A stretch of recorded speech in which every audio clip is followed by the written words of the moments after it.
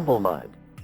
If you're like me and you grew up with a GBA and were a big Mario fan at the time, I'm sure you've got some fond memories because we had a wealth of Mario titles on the Game Boy Advance. While we would eventually get great, unique games like Mario vs. Donkey Kong, Mario Tennis Power Tour, and Mario and Luigi Superstar Saga, a lot of us started our Mario GBA journey with Super Mario Advance. The Advance series of games consisted of remakes of older Mario games, namely Super Mario Bros. 2, 3, World, and Yoshi's Island. And if you've never played the home console versions of these original games that the Advance ones were based on, they were a fantastic way to get introduced. Though GBA Mario 3 does have some extra levels, the Advance series as a whole is generally not considered to be as good as the original versions for a variety of reasons. So while Super Mario World Super Mario Advance 2 might not be the best way to play Super Mario World and has an awful title, Mario Advance 2 does contain another game within it that I do think is one of the best Mario remakes in the entire series, if not the best, and that's Mario Bros. Classic.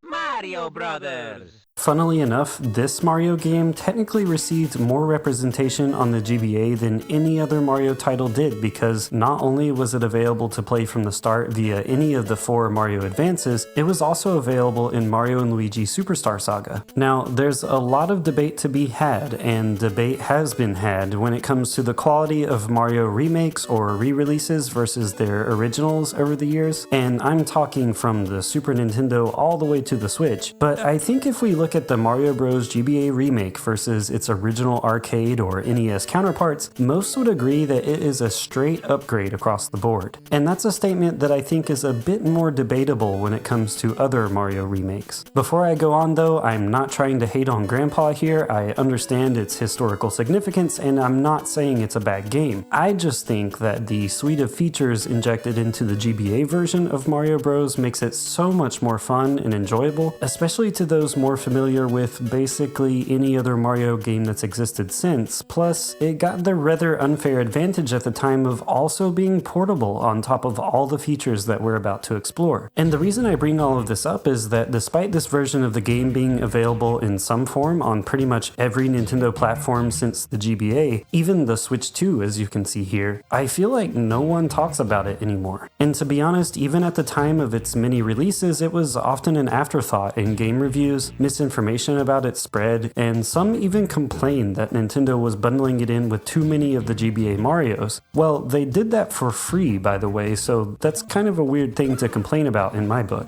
Personally, I would have gladly paid a fee for Mario Bros. Classic as a standalone game because I think it rocks in every way, and I'll tell you why. First off, player expression. Mario Bros. Classic on the GBA gives players so much freedom in the way of movement. You can approach each level in this game in ways that you just simply can't replicate in the original. In the classic versions, you have to commit to the movement you make. If you jump right, Mario will swing his whole to the right, regardless of how hard you hold down left immediately afterwards. Mario feels incredibly slippery, meaning you're never able to turn on a dime. As you can see here, I completely slid off of these 2 floors, even though I was holding down the opposite direction while it happened. Now, you could argue that this movement commitment maybe adds some strategic depth and light puzzle solving to the game, that it requires more skill to be able to navigate with these stiff controls, but honestly, do you want to know what's just a lot more fun? This is. Just through playing this game a couple times, you'll begin to gain such a strong understanding of Mario's run speed that you can put yourself near danger, only to then escape right out of it because you have such a high degree of control, and that's so satisfying. You can turn quickly, you can move quickly, you can catch enemies out of the sky and kick them off the stage, and my favorite thing, you can hit them with that squat! Do you see that? Trust me, nothing goes as hard as that moment where you hit that clear level screen with Mario striking that tough pose. Yeah, Mario Bros. Classic is not like Tekken or Street Fighter or something, but it lets you style. お前はもう死んでいる。何?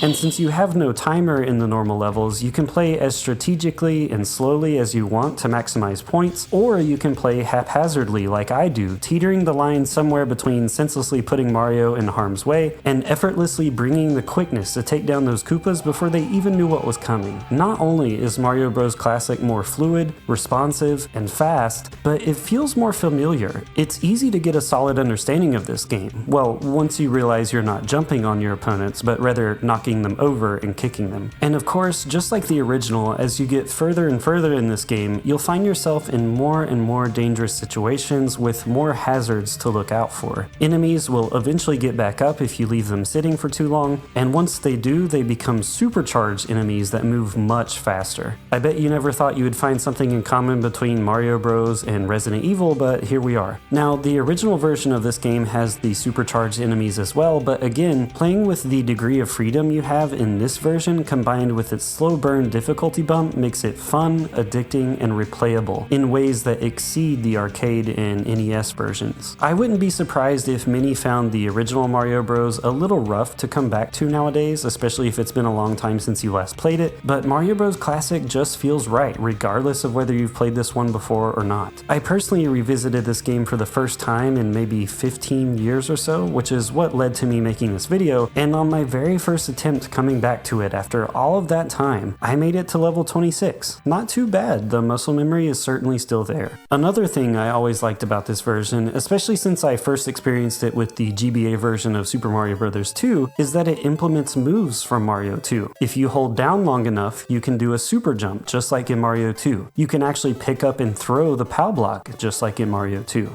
And for all of you Mario lore fans out there, the POW block originated in Mario Bros. And wasn't brought back until Super Mario Bros. 2. And so I just think it's kind of cool that for the Mario Bros. Remake, you see some things come full circle considering that these SMB2 mechanics made their way back into this version of the game. These are admittedly small things, but again, they all add up to give players an extra degree of flashiness, expression, and fun. On top of all of this, the game gets a nice facelift in the graphics department, being on the advanced Game Boy and all. And when it comes to the audio, instead of just the sound of your shoes like what you hear in the NES version, you actually have music and the sound of your shoes.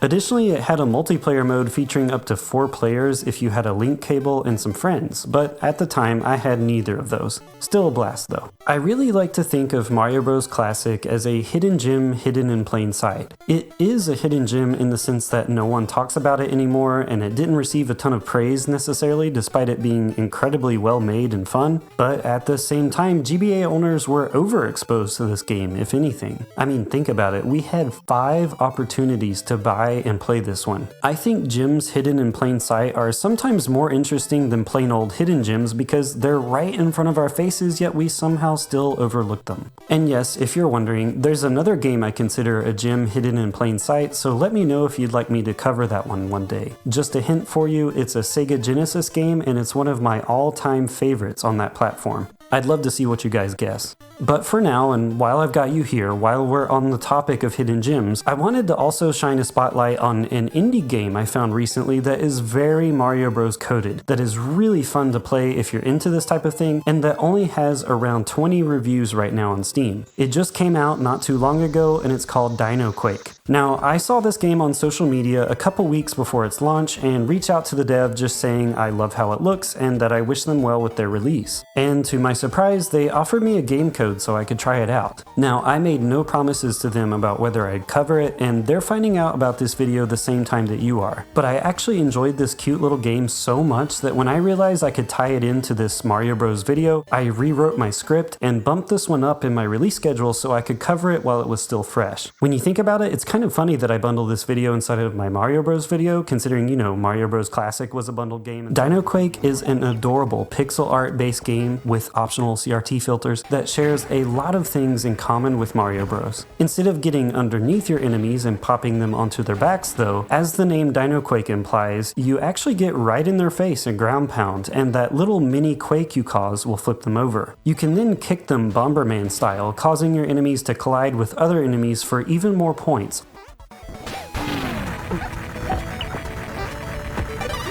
Wow! all while collecting turnips and power-ups from the ground. Yeah, this game shares some DNA with Mario Bros. And Super Mario Bros. 2, but it also feels quite different and has a lot of other features. I'm still playing through this one and have a while to go, obviously, but as you can see, there are multiple characters to unlock and they all have different stats. The boss fights are varied and super fun. There's a lot of replayability because you can take various branching paths along a map that's laid out sort of Outrun style, taking you to new biomes and bosses, and this game has an endless charm to it that, to me, with its bold, bright colors and character designs, evoke memories of games like Bonk's Adventure, Bubble Bobble, or Fantasy Zone. And if you manage to find all of the lettered veggies that spell turnip down at the bottom, you can play these really fun little bonus stages that never get old and allow you to skip levels, which is really handy if you're in a particularly difficult level.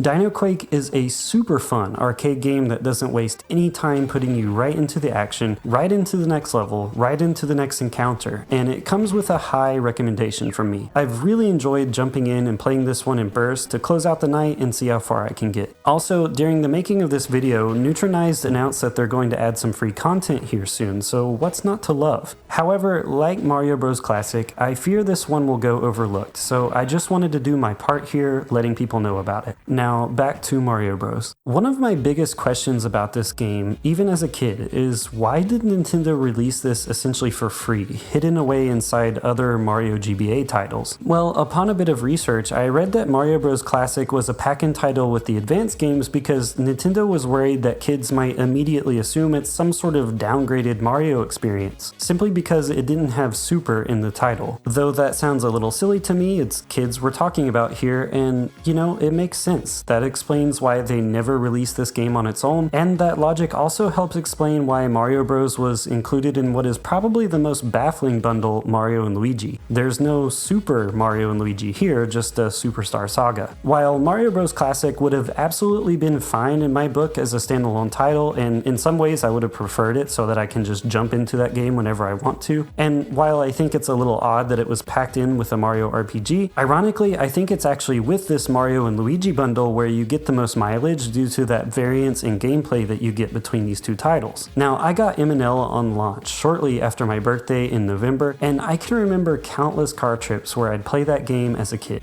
And I love Superstar Saga. I adore that game, but there would be times where I wanted to hop off for a while and play something else. Maybe I'd get stuck at a certain part, or maybe just get a little tired of all the reading. And so it was really nice to just exit back to the main menu and play Mario Bros for a while. Sometimes I'd play for 5 minutes and then get back to that RPG goodness, and sometimes I'd really get into Mario Bros and play it until my GBA batteries died. It's just a really nice sort of palate cleanser break from Mario and Luigi, and honestly, just like any fantastic pick up and play arcade game can be, Mario Bros. Classic and Dino Quake are great palate cleanser games to play alongside any other game that you've been sinking your teeth into. Just be careful because you might let this game, or this one, steal away your afternoon. I'd love to hear your thoughts on Dino Quake or your memories with the GBA Marios. I'd love to know of any of the games you think are hidden gems hidden in plain sight, or any of the palate cleanser games that you enjoy playing. If you're still here, thanks so much for watching, and as always, stay humble.